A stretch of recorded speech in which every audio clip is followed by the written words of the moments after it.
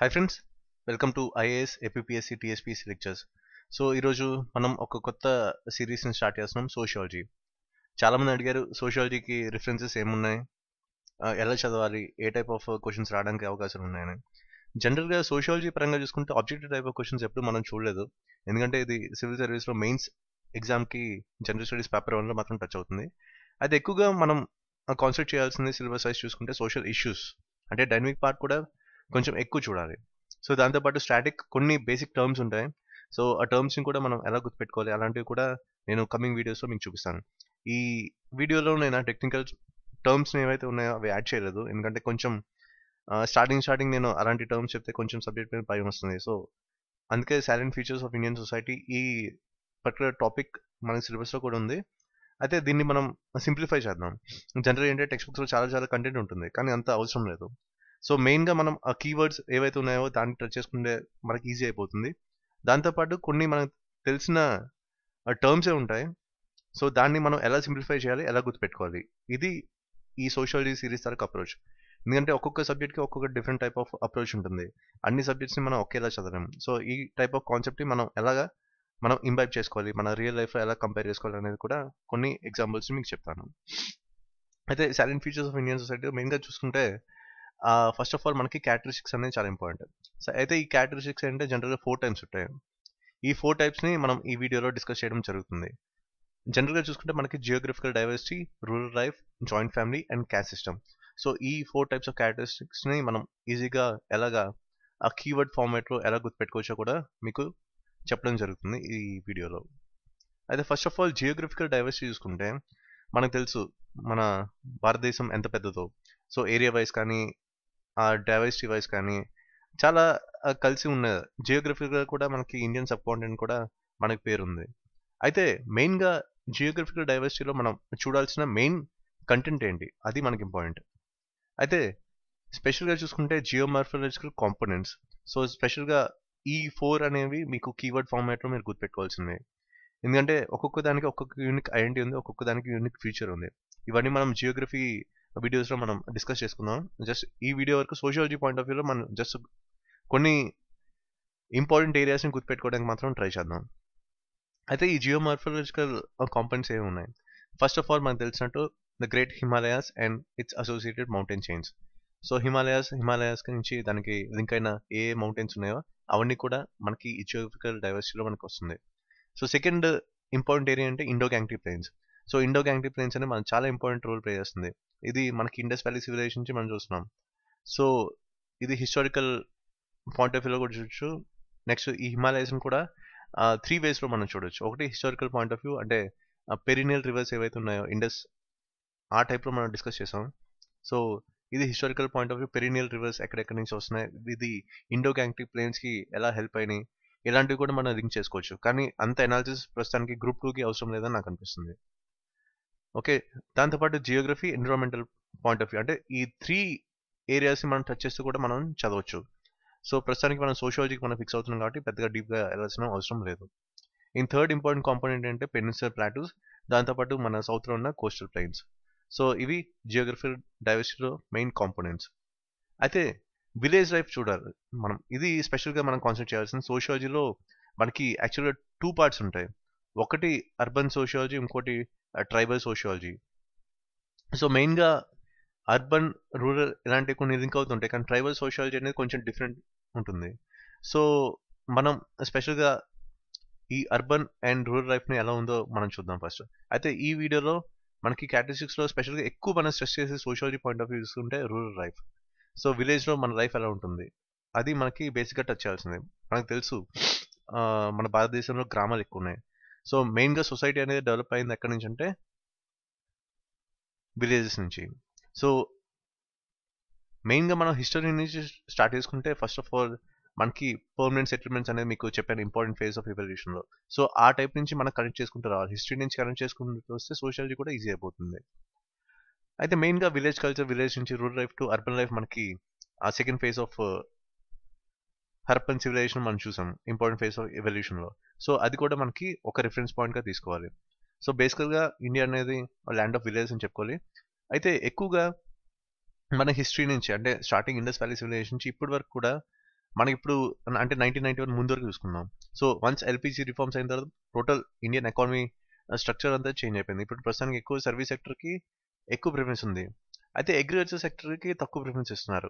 So మెయిన్గా సోషియోలాజికల్ point of view చూసుకుంటే మనది బేసికల్గా పూర్వం నుంచి ఇప్పటి వరకు, అంటే ఇప్పుడు కాదు, 1991 ముందు వరకు అది అగ్రేరియన్ సొసైటీ అనుకోవాలి. ఎందుకంటే ఎక్కువ పాపులేషన్ దేని మీద డిపెండ్ అయ్యారంటే అగ్రికల్చర్ మీద డిపెండ్ అయ్యారు. అందుకే పూర్వం నుంచి కూడా ఇప్పటి వరకు సంక్రాంతి మనం రీసెంట్గా చూసాం, ఎక్కువ రైతుల పండుగ అంటాం. అందుకే సో ఎక్కువ మనకి అగ్రేరియన్ సొసైటీ తాలూకా కల్చర్ని మనం ఇక్కడ ఒక బేస్ రిఫరెన్స్ పాయింట్గా తీసుకోవాలి. అయితే హై పాపులేషన్ అంటే ఎక్కువ మంది దేని మీద డిపెండ్ అవుతున్నారు, అగ్రికల్చర్ మీద డిపెండ్ అవుతున్నారు. ఇప్పుడంటే మనకి ఈ సర్వీస్ సెక్టర్ ఎక్స్పాన్షన్ అవడం వల్ల మనకి ఆ కల్చర్ తెలియట్లేదు, కానీ ఆ టోటల్ వెస్టర్నైజేషన్ పాయింట్ ఆఫ్ వ్యూలో మనం చూస్తున్నాం. కానీ బేసికల్గా మన కల్చర్ చూసుకుంటే ఎక్కువ మంది పూర్వీకులు, మన తాతలు కానీ వాళ్ళ బేస్ లైఫ్ తీసుకుంటే ఎడ్యుకేట్ తక్కువ, ఎక్కువ మంది ఈ రైతాంగం మీద డిపెండ్ అయి ఉన్నారు. సో మనకి రూరల్ లైఫ్లో చూసుకుంటే ఇప్పుడు చూసినా సరే ఎక్కువ మంది మైగ్రేట్ అయిపోతున్నారు. ఎందుకు? అగ్రికల్చర్ యొక్క డెవలప్మెంట్ రాక. సో ఈ మైగ్రేషన్స్ కూడా మన సోషియల్ పాయింట్ ఆఫ్ వ్యూ చూడాలి. ఇది కూడా ఒక సోషల్ ఇష్యూ కింద కన్సిడర్ చేసుకొని కమింగ్ వీడియోస్లో మనం దీని గురించి డిస్కస్ చేద్దాం.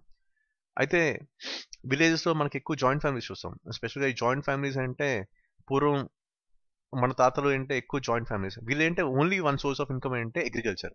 సో వాళ్ళు ఈ భూముల్ని డివైడ్ చేసుకోవడం, ఒక్కొక్క పని చేయడం, ఇలాగా మనకి ఈ అగ్రికల్చర్ మీద ఎక్కువ డివిజన్ ఆఫ్ వర్క్ అనేది జరిగేది. సో జాయింట్ ఫ్యామిలీ అనేది కలిసి ఉన్నాం, వచ్చిన ఇన్కమ్ని వీళ్ళు షేర్ చేసుకోవడం, మనకి ఈ సోషల్ స్ట్రక్చర్ కూడా మనకి దీని నుంచే డెవలప్ అయింది. ఇంకో బేస్ పాయింట్ ఏంటి? Caste system. ఎక్కువ మన విలేజ్లో చూస్తాం క్యాస్ట్ ఎక్కువ ప్రిఫరెన్స్ ఇస్తారు. సో టోటల్ ఓట్ బ్యాంక్ కూడా ఈ క్యాస్ట్ మీద డిపెండ్ అయి ఉంటుందని మనకి ఒక సర్వేలో కూడా మనకు తెలిసింది. సో క్యాస్ట్ అనేది కూడా మనకి ఎక్కడ బేస్? వేదిక్ నుంచి వచ్చింది. వేదిక్ సివిలైజేషన్ నుంచి మనకి ఆ క్యాస్ట్ సిస్టమ్ అనేది డెవలప్ అయింది. యాక్చువల్గా ఈ క్యాస్ట్ అనే వర్డ్ ఎవరు మనకి ఇచ్చారంటే పోర్చుగీస్ వారు ఇచ్చారు. సో పోర్చుగీస్ వారు ఫస్ట్ ఈ క్యాస్ట్ అనే వర్డ్ని మనకి ఒక బేసిక్ ఐడియా అనేది వాళ్ళకి ఇచ్చారు, ఈ క్యాస్ట్ అనే వర్డ్ని. సో క్యాస్ట్ సిస్టమ్ కూడా ఎక్కువ ప్రిఫరెన్స్ మనకి ఉండేది. ఇప్పుడు కూడా క్యాస్ట్ అంటే చాలా వేరియేషన్స్ మనకు కనిపిస్తున్నాయి. ఎక్కువ కులం వాళ్ళు తక్కువ కులం వారికి ఎక్కువ వేరియేషన్స్ మనకు కనిపిస్తున్నాయి. ఇంకోటి ఏంటంటే డిపెండెన్స్ ఆఫ్ అగ్రికల్చర్ దేని మీద ఎక్కువ డిపెండ్ అయ్యేవారు అంటే రైన్స్ మీద. సో ఇదొక రిలీజియస్ బిలీఫ్. ఈ రిలీజియస్ బిలీఫ్ అనేది ఎక్కడి నుంచి డెవలప్ అయింది? అగైన్ మళ్ళీ ఇండస్ వ్యాలీ సివిలైజేషన్ నుంచే. ఎందుకంటే వాళ్ళు ఎక్కువ ఫ్లడ్స్ మీద డిపెండ్ అయ్యేవాళ్ళు. సో ఫ్లడ్స్ నుంచి వచ్చిన అలూవియం ఏదైతే ఉందో ఆ సిల్ట్ అనేది అక్కడ డిపాజిట్ అవడం వల్ల అక్కడ అగ్రికల్చర్కి బాగా ఫేవరబుల్ ఉండేది కండిషన్స్. సో అప్పటి నుంచి కూడా ఆ మదర్ గాడెస్ మనం చూసాం. నెక్స్ట్ శివుడి గురించి చూసాం. సో అప్పటి నుంచి కూడా ఈ వరుణుడు మనకి స్పెషల్గా వేదికలో మనకు తెలుస్తుంది. ఒక రిలీజియస్ బిలీఫ్గా ఇది స్టార్ట్ అయింది. సో బేసికల్గా ఇవి main important key points rural లైఫ్లో. సో థర్డ్కి వచ్చేసరికి మనకి joint family. So joint family నుంచి మీకు ఆల్రెడీ చెప్పాను. ఇక్కడ మెయిన్గా మనకి బెస్ట్ ఎగ్జాంపుల్స్ ఏంటి? కృష్ణవంశీ మూవీస్. కృష్ణవంశీ మూవీస్లో మనకి బాగా చూపిస్తారు జాయింట్ ఫ్యామిలీ తరగ కల్చర్ ఎలా ఉంటుంది, వాళ్ళ తరగ లైఫ్ స్టైల్ ఎలా ఉంటుంది. ఇదంతా ఏంటంటే అగ్రైన్ సొసైటీలో మనకు క్లియర్గా కనిపిస్తుంది. సో వన్స్ ఇక్కడ ఏంటంటే ఇప్పుడు ఏదైనా పంట వేస్తే టోటల్ ఓనర్షిప్, ప్రొడక్షన్, కన్జంప్షన్ మొత్తం అన్ని వాళ్ళే చూసుకుంటారు. ఇంకా వాళ్ళకి సంవత్సరానికి సరిపోయేంత చూసి మిగిలింది బయటకు అమ్మేయడం జరుగుతుంది. సో టోటల్ ఇంటర్నల్ వర్క్, ఈ అగ్రికల్చర్ వర్క్ అంతా వీళ్ళ మీద డిపెండ్ అయి ఉంటుంది. సో ఒక్కొక్కరు ఒక్కొక్క టైప్ ఆఫ్ వర్క్ చేయడం జరుగుతుంది. అంటే ఎందుకంటే వాళ్ళ ఇండివిజువల్ ఎబిలిటీ మీద డిపెండ్ అయి ఉంటుంది. అందరూ ఒకే పని చేయలేరు కాబట్టి ఒక్కొక్కరు ఒక్కో డిఫరెంట్ టాస్క్ తీసుకొని అది పర్ఫామ్ చేసి అల్టిమేట్గా ప్రొడక్షన్ పెంచడానికి చూస్తారు. సో కన్జంప్షన్కి వచ్చేసరికి వాళ్ళకి ఎంతవరకు కావాలో అది ఎంచుకొని మిగతాది అమ్మేయడానికి ట్రై చేస్తారు. నెక్స్ట్ ఇంకోటి ఏంటంటే సొసైటీ పరంగా చూసుకుంటే సోషల్ కల్చర్ అనేది మనకి ఇక్కడి నుంచి డెవలప్ అయింది. ఎందుకంటే పెద్దలకి గౌరవం ఇవ్వాలనేది కూడా మనకి జాయింట్ ఫ్యామిలీస్ నుంచి మనకు తెలిసి వచ్చింది. నెక్స్ట్ మన స్పెసిఫిక్గా కొన్ని రూల్స్ అనమాట.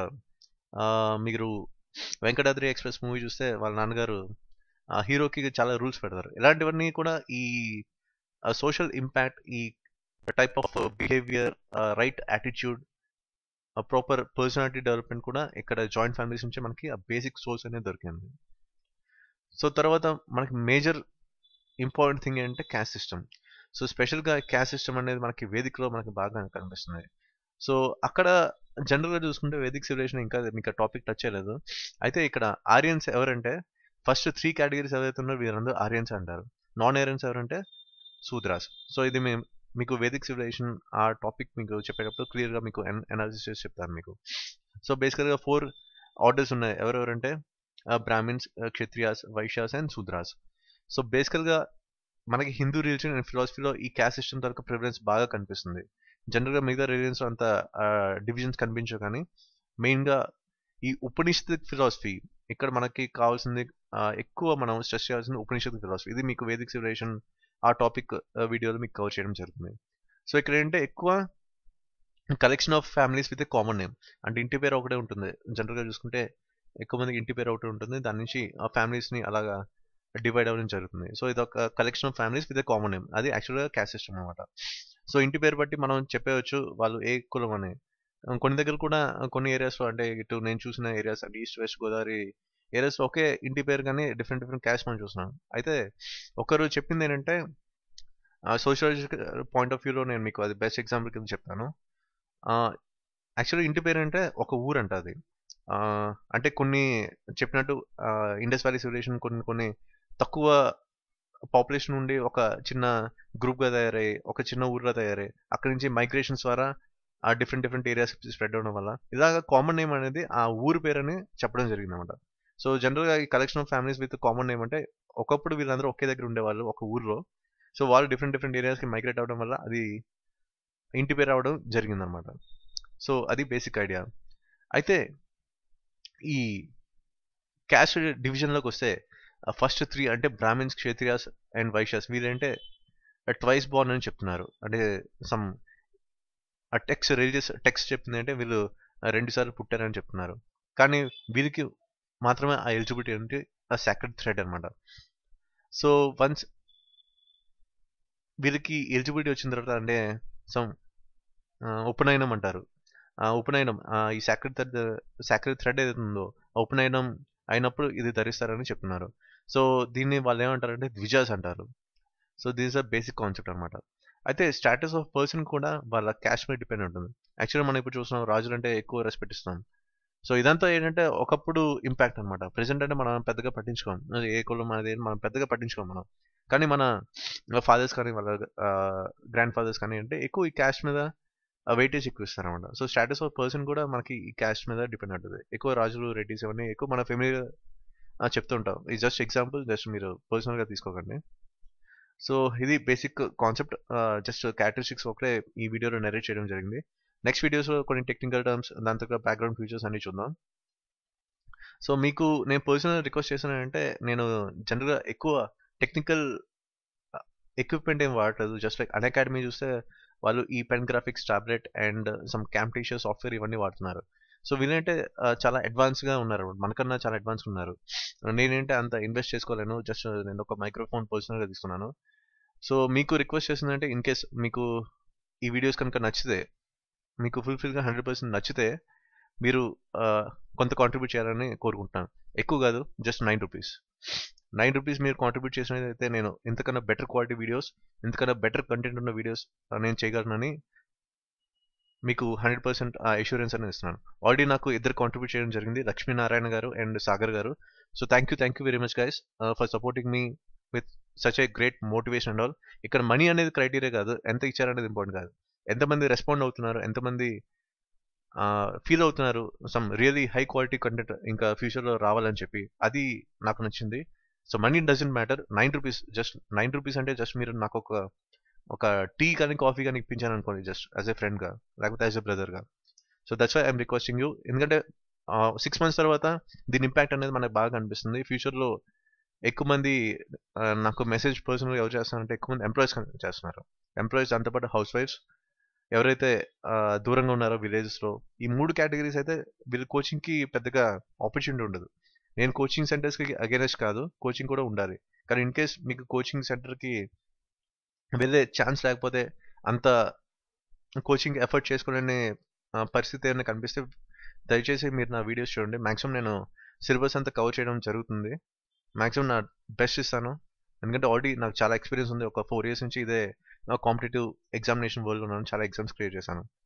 సో ఈ వీడియోస్ మీకు హెల్ప్ అవుతాయి ఖచ్చితంగా, ఎందుకంటే సివిల్ సర్వీస్లో ఆల్రెడీ ప్రూవ్ అయింది, 100% ప్రూవ్ అయింది, ఆ ట్రాక్ రికార్డ్ ఉండడం జరిగింది. So please subscribe to my videos on YouTube and please subscribe to our channel IAS APPSC TSPC lectures. So thank you for giving me this opportunity.